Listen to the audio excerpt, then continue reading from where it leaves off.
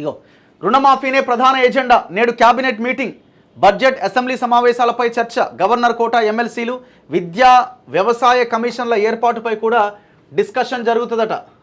So ఇవాళ cabinet meeting ఉన్నది. రుణమాఫీ గైడ్ లైన్స్ కూడా దీని మీద కొంత డిస్కషన్ జరిగే అవకాశం ఉన్నది.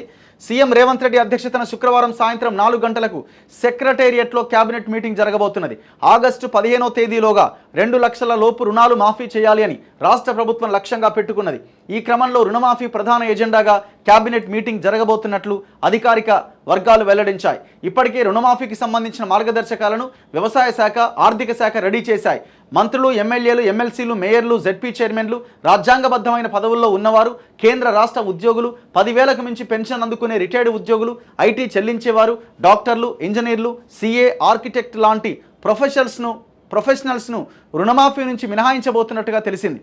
రుణమాఫీ నిబంధనలతో పాటుగా కటాఫ్ తేదీని క్యాబినెట్లో చర్చించి నిర్ణయం తీసుకోబోతున్నారు. ముఖ్యంగా నిధుల కోసం ప్రభుత్వ భూములు తాకట్టు పెట్టడమా, లేదంటే కొత్త కార్పొరేషన్ ఏర్పాటుకు ఆమోదముద్ర వేయడమా అనేది ఉత్కంఠ రేపుతోంది. గతంలో హైకోర్టు ఉత్తర్వులతో వెనక్కి తగ్గిన గవర్నర్ కోటా ఎమ్మెల్సీల నియామకం పైన కూడా క్యాబినెట్లో చర్చించే అవకాశం ఉన్నది.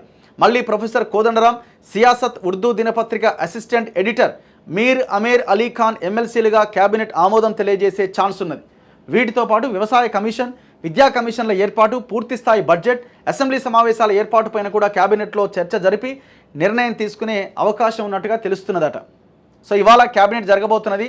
రుణమాఫీ గైడ్ లైన్స్ ఏమైనా వస్తాయా, ఏం డిస్కస్ చేస్తారన్నది మనం ఈవినింగ్ డిస్కషన్లో తేలుతుంది, చూద్దాం.